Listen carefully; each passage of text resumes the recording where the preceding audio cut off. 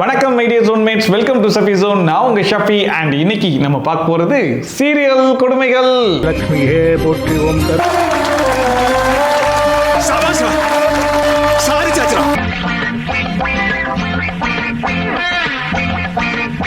பண்டிகையை கொண்டாடுங்கடே. மாப்ள நம்ம கார் தட மாதிரியே இருக்கு பாரு. வாசலுக்கு வெளியிலயும் போது அப்ப அந்த வீட்ல இருந்து இந்த வீட்டு வரைக்கும் போட்டிருக்கானா?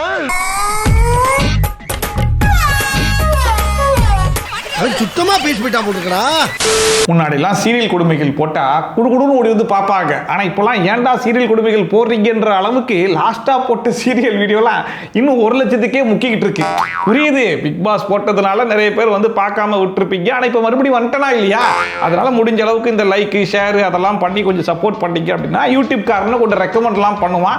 அதனால கொஞ்சம் வியூஸ் வரதுக்கு வாய்ப்பு இருக்கு. ஸோ முடிஞ்ச அளவுக்கு அதெல்லாம் கொஞ்சம் பண்ணி கொடுங்க. அண்ட் இன்னைக்கு பார்த்தீங்கன்னா நிறைய தரமான சிறப்பான சம்பவங்கள்லாம் மாட்டிருக்கு. வரிசையா பார்த்தரலாமா? ஸோ ஃபர்ஸ்ட் அனு கையல் அப்படிங்கிறவங்க கமெண்ட் பண்ணியிருந்தாங்க, ஹாய் ப்ரோ, ஜீ தமிழ்ல வரக்கூடிய பாரிஜாதம் அயலி அப்படிங்கிற சங்கமத்தில் பார்த்தீங்க அப்படின்னா ஒரு பயங்கரமான சம்பவத்தை பண்ணி வச்சிருக்காங்க அப்படின்னு சொல்லிட்டு வாங்க சரியான காமெடி என்னன்றதை நானே சொல்றேன். எல்லாருக்கும் சிரிப்பு வைத்தியம் கொடுக்க போறாங்க. லெட்ஸ் வெல்கம் சிரிச்சா போச்சு. கண்ணாபூச்சி விளையாடலாமா? எங்க ஒளியலாம்? கல்யாண மண்டபத்தில் சின்ன பசங்கள்லாம் கண்ணாமூச்சி விளையாடலாம் அப்படின்னு சொல்லி விளையாடிட்டு இருக்கும்போது அதில் ஒரே ஒரு புள்ள மட்டும் என்ன பண்ணுது, மொட்டை மாடிக்கு ஏறி போய் அங்க இருக்கிற டேங்குக்குள்ள ஒளிஞ்சிக்கிறேன்னு சொல்லி ஒளிஞ்சிக்கிச்சாமா.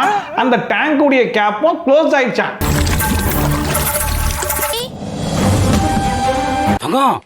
ஒரு அதிர்ச்சியான சம்பவம் நடக்குது. இந்த சீரியல் ஹீரோயினுக்காச்சு காது மட்டும் தான் கேட்காது, பேச வரும். ஆனா இப்ப ஒளிஞ்சிருக்கிற பிள்ளைக்கு பாத்தீங்கன்னா காதும் கேட்காதான், வாயும் பேச வராதான்.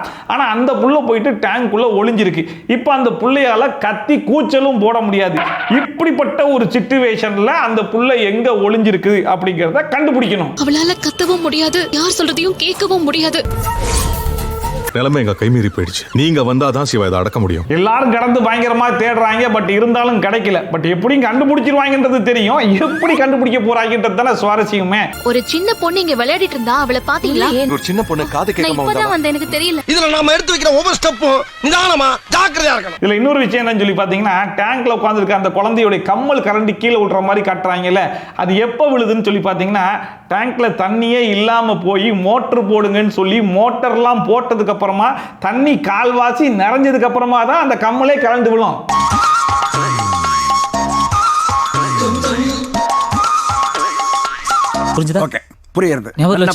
பொண்ணை காணோன்ற ஏக்கத்துல அந்த புள்ளியுடைய அம்மா வந்து மயக்கம் போட்டு விழுந்துட்டாங்களா. அந்த அம்மாவை எழுப்புறதுக்கு தண்ணி வேணும் தான், இல்லைன்னு சொல்லல. பக்கத்துல வாட்டர் பாட்டில் இருக்கான்னு தேடி இருக்கலாம். ஆனா பாருங்க, நம்ம ஹீரோயின் நேரா பாத்ரூமுக்கு ஓடுறாங்க.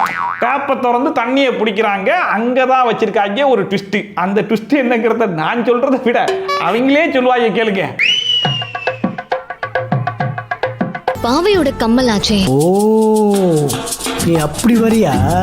நான் போய் டேப்ப திறந்து தண்ணி புடிச்சிட்டு வந்தேன். ஆனா அதுல எப்படி? நம்ம ஆல்ரெடி சொன்ன மாதிரி தான், அந்த பிள்ளையுடைய கம்மல் எப்போ கரண்டி கீழே விழுந்துச்சு, கால்வாசி தண்ணி இருக்கும்போது தானே. ஆனாலும் அந்த கம்மலுடைய பங்க்சுவாலிட்டியை கொஞ்சம் நல்லா நோட் பண்ணி பாருங்க. கீழே விழுந்த வேகத்துக்கு பைப் லைன் எங்க இருக்கு அப்படிங்கிறத தேடி கண்டுபிடிச்சி அங்க போனது மட்டும் இல்லாம டேப்பை திறந்த உடனே ஆளா விழுவேன்னு அடம் பிடிச்சி விழுந்துருச்சாமா. எங்கடா இருந்த? கூடவே தானே இருந்தேன். சரி, அதை கூட மன்னிச்சு விட்டுறலான்னு வைங்களேன். ஆனா இவங்களோட லாஜிக்கை கொஞ்சம் நல்லா நோட் பண்ணி பாருங்க. கம்மல் விழுந்த வேகத்துக்கு குடுகுடுன்னு கீழே போயிருச்சான் டேங்க்ல வச்சு. ஆனா இப்போ அந்த ஜக்குக்குள்ள விழுந்த உடனே அதே லாஜிக் தானே ஃபாலோ பண்ணணும். ஆனா இங்க மட்டும் நான் கீழே போக மாட்டேன், மேலேயே மனதுட்டு இருப்பேன் அப்படின்னு சொல்லிட்டு ஸ்விம்மிங் பண்ணிட்டு இருக்கும் போல இருக்கு. கையில எடுத்த உடனே ஆளா அதுலயும் வந்துருச்சு. மூஞ்சில தெளிச்ச உடனே பட்டு கீழே விழுந்துருச்சாமா.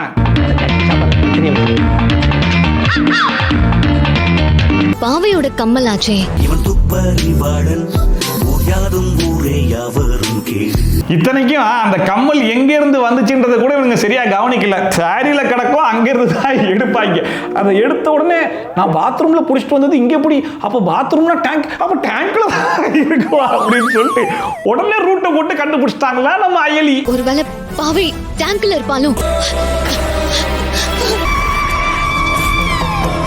பாத்ரூம்ல இருந்து தண்ணி பிடிச்சிட்டு வரும்போது கிடைச்சிருக்குன்னா அந்த புள்ளையோட கம்மல் பாத்ரூம்ல கூட கலண்டு விழுந்திருக்கலாம், அது ஜக்ல கூட தவறி விழுந்திருக்கலாம். ஆனா அதெல்லாம் யோசிக்க வந்திருக்குன்னா டேங்க் தான்டா, டேங்க்ல தான்டா இருக்கும் அப்படின்னு சொல்லி நேரா குடுகுடுன்னு ஓடி போய் டேங்க்ல இருந்த புள்ளையை தூக்கிட்டு வந்தாங்க பாத்தீங்களா. அதுல தான் நம்ம அயலியே ஸ்பெஷலிஸ்ட்.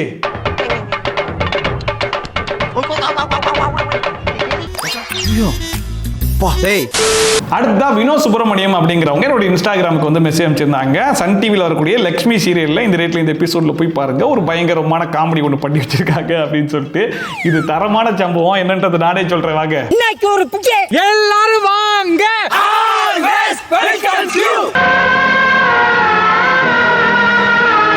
அடே பாக்கிய லட்சுமியில இனியாவா இருக்கும்போது தான் பிடிச்சி டார்ச்சர் பண்ணீங்கன்னு சொல்லி பார்த்தா லக்ஷ்மி சீரியல்ல அகிலான்ற கேரக்டர்ல வந்தா கூட விட்டு வைக்க மாட்டீங்களாடா. எல்லாரும் என்ன ஏமாத்துறாங்க. பாவண்டா எங்க இனியா. அதாவது இதுக்கு முன்னாடி அகிலாவை எப்படியாச்சும் கல்யாணம் பண்ணிடலாம் அப்படின்னு சொல்லிட்டு அந்த பைப்புல ரிஜிஸ்டர் ஆபீஸுக்குலாம் கூப்பிட்டேன். ஆனா அவங்க அக்கா வந்து அடிச்சு கெடுத்து விட்டாங்க. சரி ரைட், அதுதான் வேலைக்கு ஆகல.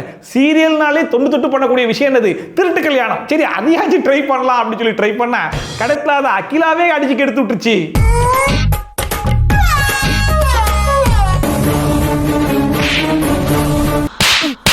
இனி இப்படி அடிக்கிறாளுங்க. சரி இவனுங்களே ஒரு திருட்டு கல்யாணத்தை பண்ணிட்டு வருவாங்களா அப்படின்ற மாதிரி அவங்க அம்மாவும் வெயிட் பண்ணி பார்த்தாங்க. ஆனா கடைசி வரைக்கும் நீங்க அந்த மாதிரி எதுவும் பண்ற மாதிரி தெரியலன்னு சொல்லிட்டு அந்த பயப்புளுடைய அம்மா ஒரு நல்ல பொண்ணா பார்த்து கல்யாணத்துக்கு அரேஞ்ச் பண்ணிட்டாங்க.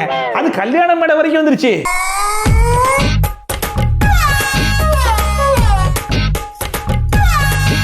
அவன் இந்த உலகத்துக்கு ஏதோ சொல்ல விரும்புறான். இப்ப அந்த பயப்புள்ள அந்த மாலையை தூக்கி பார்க்கும்போது ஆப்போசிட்ல நிக்கிறது யாரு, நம்முடைய அகிலா. அதாவது அந்த பயப்புள்ள உயிருக்கு உயிரா லவ் பண்ணா அவனுடைய காதலி. சரி ஓகே. ஆனா அதே மாதிரி பக்கத்துல உட்கார்ந்துருக்க அந்த பொண்ணு மாலையை தூக்கி பார்க்கும்போது ஒரு ஆள் தெரியுறாரு. அவர் யார் தெரியுமா? குமார் சொல்லுங்க, யார் இவரு? எப்படி இந்த பயப்புள்ளைக்கு அகிலா ஒரு காதலியோ அதே மாதிரி இந்த அம்மாக்கு ஒரு பிளாஷ்பேக் இருந்திருக்கலாம், அவன் ஒரு காதலனா இருக்கலாம் அப்படிங்கிற மாதிரி நீங்க எதிர்பார்க்கலாம். ஏன்னா நானும் அப்படிதான் நினைச்சுக்கிட்டு இருந்தேன். அப்புறமா தான் தோண்டி பார்த்ததுக்கு அப்புறமா தெரியுது இவங்க ரெண்டு பேரும் முன்னாடியே லவ் பண்ணி கல்யாணமும் பண்ணி எல்லாமும் பண்ணி குழந்தையும் பெற்றுட்டாங்களாம். அப்படி பார்க்கும்போது இந்த அம்மாவுடைய புருஷங்காரன் தான் வரான். வாழ்க்கையில யாருக்குமே கிடைக்காத பாக்கியம் தான் பொண்டாட்டிக்கு இன்னொருத்தன் தாலி கட்டுறத பாக்குறது நான் பாக்குறேன். ஒரு பக்கம் காதலிக்காக எங்கக்கூடிய மாப்பிள்ளை, இன்னொரு பக்கம் புருஷனுக்காக எங்கக்கூடிய பொண்ணு. இப்படிப்பட்ட ஒரு கல்யாணம் தான் நடக்க போதா இல்லையா அப்படிங்கிற மாதிரி 50 பேர் காத்துக்கிட்டு இருக்காங்க. இந்த கேப்ல பாத்தீங்கன்னா ஒருத்தர் 6 அடிச்சிட்டான்.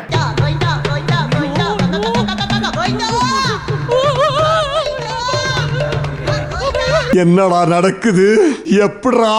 அந்த குழந்தை எங்க இருந்தோ கீழே விழுது. ஆனா இவங்க நடு மண்டபத்துல உட்காந்துக்கிட்டே அந்த புள்ளைய அப்படியே கேட்ச் பிடிச்சிட்டாங்களாம்.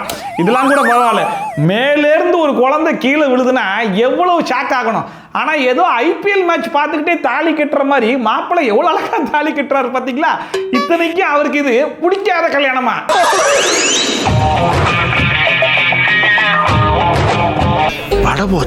இவ்வளவு நேரம் மனசை கல்லாக்கிட்டு உட்கார்ந்திருந்த பொண்ணு இதுக்கு மேல பொறுக்க முடியாது அப்படின்னு சொல்லிட்டு குடுகுடுன்னு ஓடி போய் என் பொண்ணுடா இது அப்படிங்கிற மாதிரி சொன்ன உடனே அங்க இருக்கிற 50 பேர் ஷாக் ஆகுறாங்க. ஏய் எதுக்குடா ஷாக் ஆகுறீங்கன்னு சொல்லி கேட்டா இந்த பொண்ணுக்கு ஆல்ரெடி கல்யாணம் ஆயிடுச்சு, குழந்தையும் இருக்குன்ற விஷயமே அங்க இருக்கிற யாருக்குமே தெரியாதான். என்னோட குழந்தை, நான் 10 மாசம் சுமந்து பெற்ற குழந்தை. இத்தனை நாளா நம்ம வீட்லயே ஒரு லவ் ஸ்டோரி நடந்திருக்கு. சோ எனக்கு என்ன டவுட்னா, குத்துக்கல் மாதிரி ஒரு புரிச்சா இருக்கான், குளவிக்கல் மாதிரி அழகான புல்லு இருக்குது, இது ரெண்டையும் வச்சுக்கிட்டு எதுக்கு உனக்கு 2வது கல்யாணம், அந்த கல்யாணத்தை அட்டன் பண்றதுக்கு உன் புருஷனே ஏன் வந்து உட்கார்ந்துருக்கான் அப்படின்னு சொல்லி கேட்டா அதுக்கு ஒரு அற்புதமான காரணம் வச்சிருக்காங்க. அந்த காரணத்தை கொஞ்சம் நீங்களே கேளுங்களேன். கல்யாணம் பண்ணிக்கிட்ட பணம் கிடைக்கும்னு சொன்னாரு. அதனால கதிரை கல்யாணம் பண்ணிக்கிட்ட பணம் கைக்கு வந்ததும் கதிரை விட்டு விலகிடலாம்னு நினைச்சேன். ஆனா எத்தனையோ பெண்களை பார்த்திருக்கேன்டா. ஆனா இப்படிப்பட்ட ஒரு குடும்ப குத்து விளக்க, ஒரு கற்பு கரசி என் கண்ணால இது வரைக்கும் பார்த்ததில்லடா. என்கிட்ட காசு இல்ல, எவன்கிட்ட காசு இருக்கோ நான் அவனை கல்யாணம் பண்ணிக்கிறேன் அப்படிங்கிற மாதிரி என் பொண்டாட்டி சொன்னா. அந்த டீலிங் எனக்கு ரொம்ப பிடிச்சிருந்துச்சு. அதனால நீயும் பண்ணிக்கோ அப்படின்னு சொல்லிட்டு நானும் அக்செப்ட் பண்ணிக்கிட்டேன் அப்படிங்கிறது ஒரு காரணமா. இப்போ உண்மையை போட்டு உடைச்ச உடனே சரி ஓகே என் பொண்டாட்டி கூட நானே சேர்ந்து வாழ்ந்துக்கிறேன் அப்படின்னு சொல்லி பெருந்தன்மையோட அந்த புருஷன் மறுபடியும் பொண்டாட்டி கூட சேர்ந்து வாழ ஒத்துக்கிட்டாராமா. என் பொண்ணு பண்ண தப்புக்காக அவங்க எல்லார்கிட்டையும் மன்னிப்பு கேட்டுக்கிறேன். வாமா போலாம். எனக்கு என்னன்னா சீரியல்ல வர எந்த ஒரு குடும்பமும் கொஞ்சம் உருப்படியா இருக்காதடா? எல்லா குடும்பத்துக்கும் குடும்ப பெருமையை எடுத்து பார்த்தா நாறுதுடா. என் மேல இருக்க நாட்டம் என்னால தாங்க முடியல. அதான் ஒரு 4 லாக் பஞ்சு வாங்கி மூக்குல சொல்லிருக்கேன். சரி, இதெல்லாம் ஒரு பக்கம் இருக்கட்டும். இன்னொரு பக்கம் மாப்பிள்ளைய அனாதையா விட்டுட்டீங்களா? இப்ப அந்த மாப்பிள்ளைக்கு யாரா வாழ்க்கை கொடுப்பா அப்படின்னு சொல்லி கேட்டா மாலை வழியா யார பார்த்தாரு அதை கூடுக்கலான்றாங்க. கதிர் அகில கல்யாணத்தை நடத்திடலாமா? லட்சுமியே போற்றி ஓம் சாரி சாச்சா.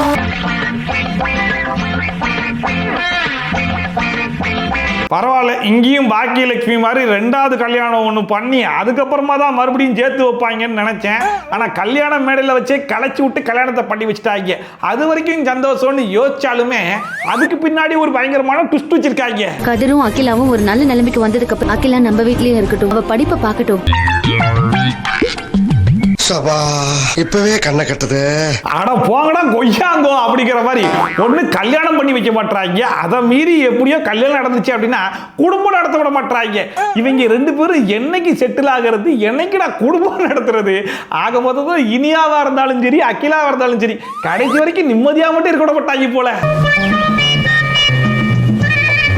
அட போகடா கொய்யாங்கோ.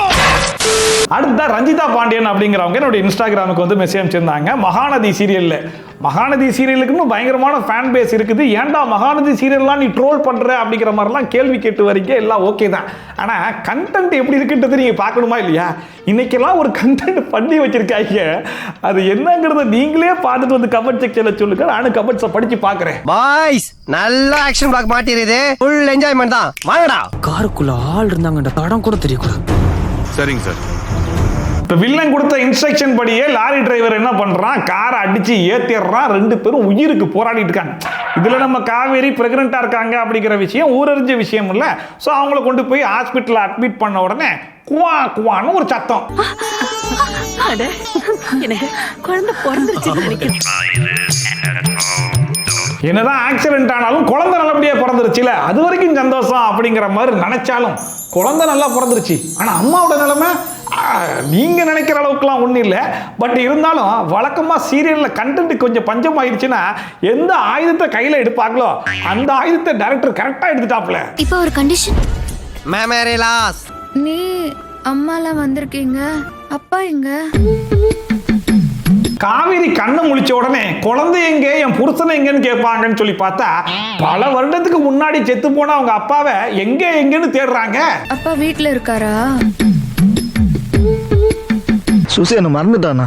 ஓ காட். இந்த சமயத்துல நமக்கு எல்லாருக்கும் ஒரு டவுட் வரலாம்.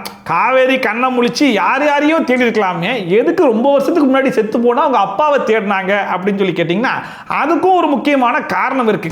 அதாவது காவேரிக்கு கல்யாணம் ஆகிறதுக்கு முன்னாடியே அவங்க அப்பா செத்து போயிட்டாரு. ஸோ இப்போ அப்பாவை தேடினாதான் காவேரிக்கு கல்யாணம் ஆனதுல இருந்து இப்போ குழந்தை பிறந்த வரைக்கும் எல்லாம் மறந்து போச்சு அப்படிங்கிறத ஆடியன்ஸ் புரிஞ்சு பார்க்கன்ற ஒரே ஒரு காரணத்துக்காக தான் எப்பயோ செத்து போன அப்பாவை தோண்டி எடுத்து வந்திருக்காங்க. டாக்டர் சொன்னதை வச்சு பார்த்தா காவேரிக்கு உங்க அப்பா இறந்ததுல இருந்து இப்ப ஆக்சிடென்ட் ஆன வரைக்கும் எதுவுமே ஞாபகம் இல்ல. வழக்கமா எல்லா சீரியல்லையுமே ஒவ்வொரு குடும்பத்துடைய பெருமையை எடுத்து பார்த்தா ஆகா ஓகோன்னு இருக்கும் இல்லையா? அதே மாதிரி இந்த சீரியல்லையும் பாருங்க, இந்த 2 குடும்பத்துடைய பெருமையை நம்ம பேசி ஆகணும். ஏன்னா ஆக்சிடென்ட் ஆகி ஒருத்தன் இன்னும் கண்ணு முடிக்கல, இந்த பிள்ளைக்கு வந்து குழந்தை பிறந்திருந்தாலும் மெமரி லாஸ். சரி ரைட், இப்போ காவேரியுடைய மெமரி லாஸை எப்படி ரெக்கவரி பண்றது அப்படிங்கிற மாதிரி 2 ஃபேமிலி யோசிப்பாங்க போல நம்ம நினைப்போம். ஆனா அவங்கள பாருங்க, சரி ஓகே காவேரி மறந்துட்டா 2 பேரும் எப்படி பிரிக்கலாம் அப்படின்னு பேசிட்டு இருக்காங்களாம். அவளுக்கு பழசெல்லாம் மறந்ததாவே இருக்கட்டும். நீங்க அவளை கூட்டிட்டு உங்க ஊருக்கே போயிடுங்க. நல்ல குடும்பம். எனக்கு என்னடா, அந்த பிள்ளைக்கு நார்மல் டெலிவரியா இருந்தா கூட பரவாயில்லைங்க, சிசேரியன் பண்ணி குழந்தைய வெளியெடுத்திருக்காங்க. அதை சொல்லி ஞாபகப்படுத்திடலாம்ல, இங்க பாருமா உனக்கு சிசேரியன்லாம் பண்ணிருக்கோம், இவன் தான் புருஷன், இதுதான் உன் குழந்தைன்னு சொன்னா கூட ஓரளவுக்கு யோசிக்கும். அதையே மறைச்சிடுவாங்களாம். விஜய்க்கும் அவளுக்கும் கல்யாணம் ஆனதோ இல்ல அவளுக்கு குழந்தை பிறந்ததோ அப்படி எதுவுமே அவளுக்கு ஞாபகம் இல்லாதப்போ நம்ம என்ன சொல்லி அவளுக்கு புரிய வைக்க முடியும்? இதுக்கப்புறம் என்ன வழக்கம் போல தான் காவிரி புருஷன் கண்ணு முழிச்சோன்னா அவனுடைய ஃபுல் டைம் ஜாப் என்னவா இருக்கும்னு சொல்லி பார்த்தீங்கன்னா காவிரி ஞாபகம் இல்லையான்னு சொல்லி குட்டிக்கரணம்லாம் அடிச்சு நான் தான் உன் புருஷன் அப்படிங்கிற மாதிரி என்னைக்காச்சும் ஞாபகப்படுத்தி 2 பேரும் ஒன்று சேருவாங்க. இதெல்லாம் வச்சு எப்படியும் 200 எபிசோடு ஓட்டுறாங்களா இல்லையன்றதை மட்டும் பாருங்க. காவேரி இறந்துட்டாப்பா.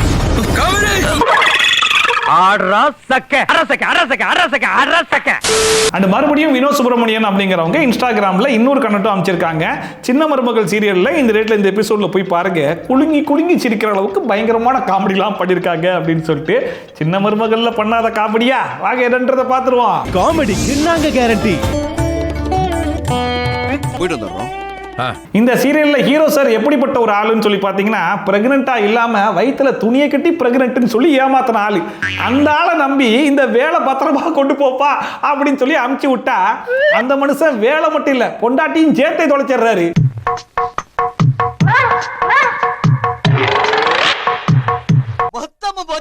சரி நான் கூட வேலை மட்டும் தான் தூக்கிட்டு போவாங்கன்னு பார்த்தேன். நல்ல வேலை என் பொண்டாட்டியும் சேர்த்தே கூட்டிட்டு போயிட்டாங்க, இதுக்கப்புறம் நிம்மதியா இருக்கலாம்னு சொல்லிட்டு வீட்டை பார்த்து போவாருன்னு பார்த்தா என் பொண்டாட்டி எனக்கு முக்கியமாச்சுல அப்படின்னு சொல்லிட்டு பொண்டாட்டி தேடி கிளம்பிட்டாராமா. எப்படியும் காப்பாத்திடுவாருங்கிறது ஊரறிஞ்ச விஷயங்க. ஆனா எப்படி காப்பாற்ற போறாருங்கிறது தானே காமெடியே.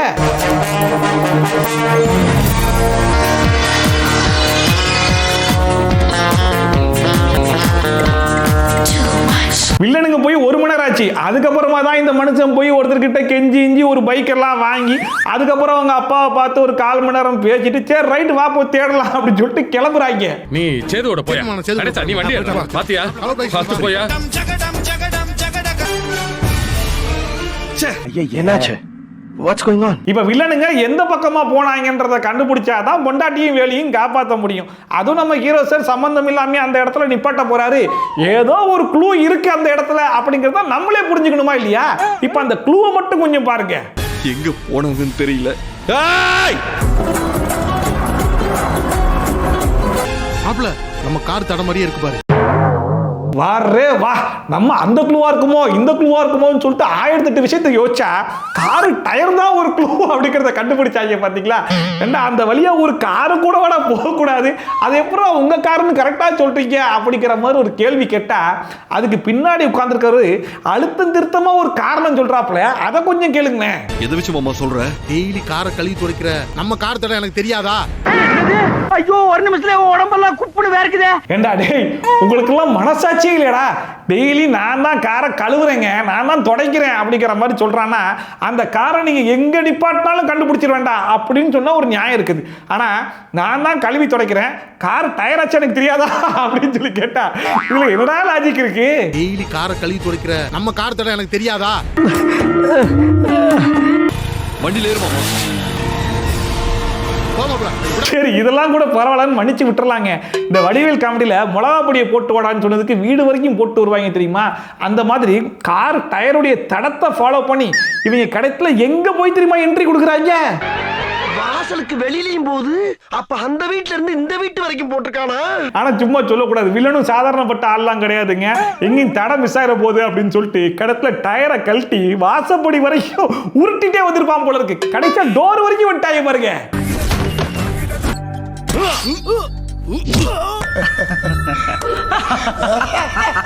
எனக்கு தெரிஞ்சு இதுக்கப்புறம் கூகுள் மேப்லாம் தேவை கிடையாதுங்க. டெய்லியும் காலைல முழிச்ச உடனே காரை நல்லா தொடச்சி கழுவி இருக்கேன்.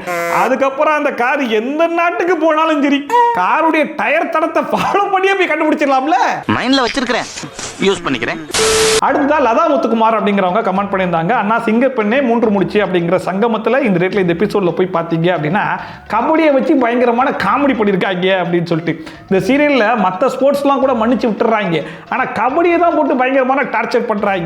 இங்கேயும் ஹெவி காமெடிலாம் பண்ணி வச்சிருக்காங்க. என்னன்றதை நானே சொல்றேன் வாங்க. பொதுமக்கள் எல்லாரும் கபடி போட்டியா அமைதியா இருந்து பார்க்கும்படி கேட்டுக்கிட்டேன். அவங்க டீம்ல நீங்க 2 பேரும் ஆடக்கூடாது. இல்லண்ணே நான் விளையாடுறேன்னு சொல்லிட்டேன். இவங்களை பிடிச்சி உள்ள போடுறேன்.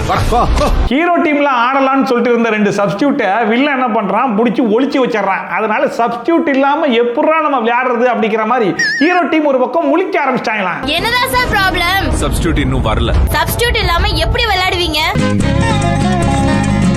சரி 10 நிமிஷம் டைம் தரேன், அதுக்குள்ள பிளேயர்ஸ் ரெடி பண்ண முடியுமா? முடியுமா? ஏற்பாடு பண்றோம். வெறும் 10 நிமிஷம் தான் டைம், அதுக்குள்ள 2 சப்ஸ்டியூட்டை உருட்டிட்டு வா அப்படிங்கிற மாதிரி சொன்ன உடனே சரி ஓகே ஐ வில் ட்ரை அப்படிங்கிற மாதிரி ஹீரோ டீம் சொன்னாலும் வில்லன் உருட்டுல ஒரு பையன் விளையாட வர மாட்டேன்ட்டான். ஆனாலும் 2 பேர் வராங்க. அந்த 2 பேர் யார் தெரியுமா? நாங்க வருவோம். இந்த உலகத்துக்கு நீ யாருன்னு இன்னொரு தடவை சப்ஸ்டியூட் இல்லாம எப்படிங்க விளையாட போறீங்க அப்படிங்கிற மாதிரி நியாயமான கேள்வி எல்லாம் கேட்டிருந்தாங்க. ஆனா திடீர்னு பார்த்தா மென்ஸ் கபடியில 2 உமன்ஸ் வந்து விளையாட போறேன் அப்படிங்கிற மாதிரி சொல்றாங்களா? ஓகே ஃபைன் அப்படிங்கிற மாதிரி அதுக்கு மட்டும் உடனே ஒத்துக்கிட்டாங்களா? ஆரம்பிக்கலாமா? சரி இதெல்லாம் கூட பரவாயில்ல, சொல்லி வச்ச மாதிரி 2 பேருக்கு மட்டும் கரெக்டா இன்ஜுரி ஆயிரும். அந்த இன்ஜுரி ஆகுற அழகு மட்டும் கொஞ்சம் பாருங்களேன். என்னடா பண்ணிட்டு இருக்கானு உனக்கு? ஏய் கபடி கபடி கபடி தூக்கி வீசிடா அவனை. இனிமே அவன் எழுந்திருக்க மாட்டான். வா சொல்லவா. இப்போ அந்த 2 சப்ஸ்டியூட்டும் உள்ள வரதுக்காக வில்லனே ஹெல்ப் பண்ணி 2 பேருக்கு பயங்கரமான இன்ஜுரி எல்லாம் பண்ணி விட்டானாமா. சரி ரைட், இப்போ அந்த 2 சப்ஸ்டியூட்டும் ஜெர்சி எல்லாம் மாட்டிக்கிட்டு பயங்கரமா களத்துல இறங்க போறாங்கடா அப்படிங்கிற மாதிரி எதிர்பார்த்துக்கிட்டு இருந்தா கபடி விளையாடுறதுக்காக 2 லேடிஸ் வராங்களாமா. அவங்க வர அழக மட்டும் கொஞ்சம் பாருங்களேன். நந்தினி வா. ஆனந்தி வா.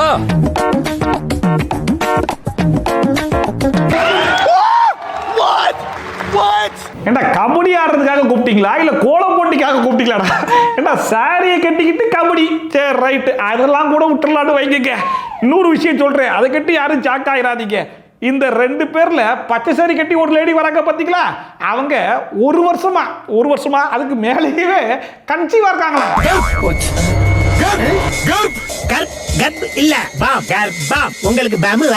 ஏண்டா கொஞ்சமாச்சும் உங்களுக்கு அறிவு இருக்காடா? ஆம்பளை பசங்க விளையாடுற இடத்துல 2 பொம்பளை பிள்ளைங்களை விளையாடுறதுக்கு அலோவ் பண்ணிருக்கீங்க, சரி ஓகே அதை கூட மன்னிச்சு விட்டுறலான்னு வைங்க. ஆனா கன்சீவா இருக்கிற புள்ளைய கூட்டு வந்து எப்படா விளையாட வருவீங்க அப்படிங்கிற மாதிரி கேள்வி கேட்கறதுக்கு முன்னாடி விளையாட கூப்பிடுறது யாரு தெரியுமா? அந்த புள்ளியுடைய புருஷன். ஆனந்தி பொம்பளைங்களை அலட்சியமா நினைச்சானுங்கல்ல, உங்க ஆட்டம் என்னன்னு காட்டுங்க. எனக்கு என்ன டவுட் வருதுன்னா, அந்த புள்ள கன்சீவா இருக்குது ஓகே, ஆனா அந்த புள்ள வயிற்றுல இருக்கிற புள்ளைக்கு இவன் தான் அப்பனான்னு சொல்லி கேட்டா கிடையாது, அதுக்கப்புறம் வேற ஒருத்தன். அதனால எதுவும் பிளான் பண்ணி கூப்பிட்டானான்ற டவுட் கூட ஹெவியா வருது. என்னடி அம்மா மாமா உங்ககிட்ட அப்படியா பழகுன சொல்லுடா செல்லம். இதுல வேற பாருங்க, வில்லன் பயங்கரமா வெறுப்பேத்துறான் அப்படிங்கிறதுனால நீங்க 2 பேர் மட்டும் போய் விளையாடுங்க, நாங்க பின்னாடி கைத்தட்டி என்கரேஜ் பண்றோம் அப்படின்னு சொல்லிட்டு வேடிக்கை பார்க்க வந்தவங்கள சப்ஸ்டியூட்டா உள்ள இறக்கி விட்டது மட்டும் இல்லாம இப்ப அவங்க 2 பேரையும் மெயின் பிளேயராவும் மாத்திட்டாங்களா? நந்தினி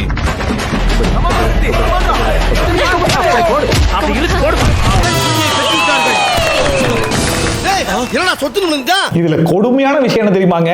இந்த காம்படிஷனுக்காக மாங்குன்னு விழுந்து பிராக்டிஸ் பண்ணாங்க பாத்தீங்களா? அந்த மீச வச்ச ஆம்பளை பசங்க அவங்க எல்லாத்தையும் வில்லன் வந்து ஈஸியா அவுட் ஆக்கிடுவான். ஆனா அந்த வில்லனால யார் அவுட் ஆக்க முடியல தெரியுமா? அந்த 2 லேடிஸ். 2 சின்ன பிள்ளைகளை தவிர அத்தனை பேரையும் ஜெயிச்சிட்டாரியா ராஜாங்கம். கபடினா எப்படி இருக்குன்றத வேடிக்கை பார்க்க வந்த 2 லேடிஸை களத்துல இறக்கி விட்டு அவங்க 2 பேரே நல்லா விளையாடுறாங்கன்னா இது எப்பேற்பட்ட டீமா இருக்குன்றத நீங்களே கொஞ்சம் யோசிச்சு பார்த்துக்கோங்க. இவங்க டீம் தான் இந்த நிலைமையில இருக்குன்னு சொல்லி பார்த்தா வில்லன் டீமோட நிலைமை எந்த லெவல்ல தெரியுமா இருக்கு?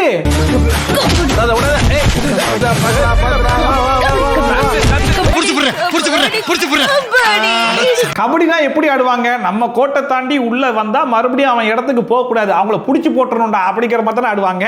ஆனா இங்க இவங்க ஒளிஞ்சு முடிச்சு ஆடிட்டு இருக்காங்க. எப்ப நம்மள பிடிக்க வருவாங்க அப்படின்னு சொல்லிட்டு எல்லாம் ஒளிஞ்சிட்டு இருக்காங்க. அந்த அம்மா போய் ஒருத்தனை பிடிச்சி லைன் வரைக்கும் இப்படி தள்ளிட்டு இருக்கு. ஆனாலும் எவனும் போய் பிடிக்க மாட்டான். அடுத்து நம்ம கிட்ட வருவாங்கன்னு எல்லாரையும் முடிச்சு தள்ளி விட்டு ஜெயிச்சிட்டாங்களாமா.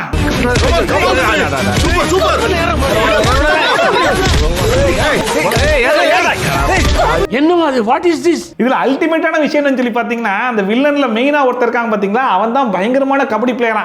ஒத்தாளா போய் மொத்த ஆம்பளை பசங்களையும் அவுட் ஆகிட்டு வந்தார் பாத்தீங்களா, அந்த ஆளு தான். ஆனா அந்த ஆளுடைய நிலைமை கடத்துல எப்படி தெரியுமா அவுட் ஆவாரு?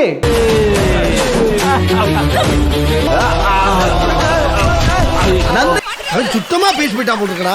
பாவம் மனுஷன் சுகர் பேஷண்ட் போல இருக்கு. சுத்தல அங்கேயே மயங்கி விழுந்துட்டாராமா. கேட்டா இதுக்கு பேரு கபடி மேட்சா, இவங்க 2 பேரும் சிங்க பெண்ணா, இத வேற உட்கார்ந்து நம்ம பார்க்கணும்ன்றது தலையெழுத்தான். ஐயோ வெற்றி, நேர்மைக்கு நாயத்துக்கும் கிடைச்ச வெற்றி. உங்க சீரியல் டைட்டில்லையே சிங்கப்பெண்ணேன்னு இருக்கிறதுலாம் ஓகே தான். ஏதோ அவங்க ரெண்டு பேரும் பயங்கரமான கபடி பிளேயரு, ஆல்ரெடி நிறைய ப்ராக்டிஸ்லாம் பண்ணிட்டு இருக்காங்க, அதனால சப்போர்ட் பண்றதுக்காக வராங்க, கொஞ்சம் யூனிஃபார்மோட வந்திருக்காங்க, உள்ள போயிட்டு கபடி ஆடுற மாதிரி ஆடுறாங்க, ரெண்டு பேரும் எத்துறாங்க, ரெண்டு பேரும் தள்ளுறாங்க அப்படின்னு காமிச்சிருந்தா கூட பரவாயில்லடா. இது பட்டி புடவையெல்லாம் கட்டிட்டு வந்து எல்லாரையும் முடிஞ்சு தள்ளி விட்டே ஜெயிக்க வச்சிட்டாங்கன்னா டேய் ஒரு நியாயம் வேணாமடா. உங்க வீட்டு பிள்ளையா நினைச்சு எல்லாரும் என்னை மன்னிச்சிருங்க. கடைசியா தான் அப்படிங்கிறவர் இன்ஸ்டாகிராம்ல மெசேஜ் பண்ணியிருந்தாரு, அண்ணா பாண்டியன் ஸ்டோர்ல இந்த டேட்ல இந்த எபிசோட்ல போய் பாருங்க, ஒரு சின்ன மிஸ்டேக் ஒன்று பண்ணியிருக்காங்க அப்படின்னு சொல்லிட்டு. இது பாண்டியன் ஸ்டோர்ல இல்ல, எல்லா சீரியலையும் பண்ணக்கூடிய வழக்கமான மிஸ்டேக் தான், அதுதான் இவங்களும் பண்ணியிருக்காங்க. வாங்க என்னன்றதை பார்த்துருவோம். பாலா ஒரு நிமிஷம் ரிசப்ஷன் வாங்க. மேடம் இவங்கள 301 கூட்டிட்டு போங்க. சரிங்க மேடம். இப்போ இவங்க ரெண்டு பேருக்கும் கொடுத்த ரூம் நம்பர் என்னது? 301ன்ற மாதிரி தானே சொல்றாங்க. இவங்கள 301 கூட்டிட்டு போங்க. சரிங்க மேடம். ஆமா சார் இப்போ ரிசப்ஷனுக்கு கால் பண்ணி அவருடைய ரூம் நம்பர் என்னது அப்படிங்கறத அவரே சொல்லுவாரு, அதை கொஞ்சம் கேளுங்களேன். ஏதாவது தேவைன்னா கூப்பிடுங்க சார். நான் ரூம் நம்பர் 109ல இருந்து கூப்பிடுறேன். என்ன வேணும் சார்? 2 காஃபி கிடைக்குமா? ரூம் நம்பர் 301ல இருந்து எப்படா 109 மாறிச்சு? நான் கூட என்ன நினைச்சேன்னா ரூம் நம்பரை தப்பா சொல்லிட்டாரு போல இருக்கு, அந்த மனுஷன் போய் ரூமா தேட போறாரு, கடைசியா தான் வர போறாருன்னு சொல்லி பார்த்தா அந்த மனுஷன் கரெக்டா 109க்கே விட்டாப்ல.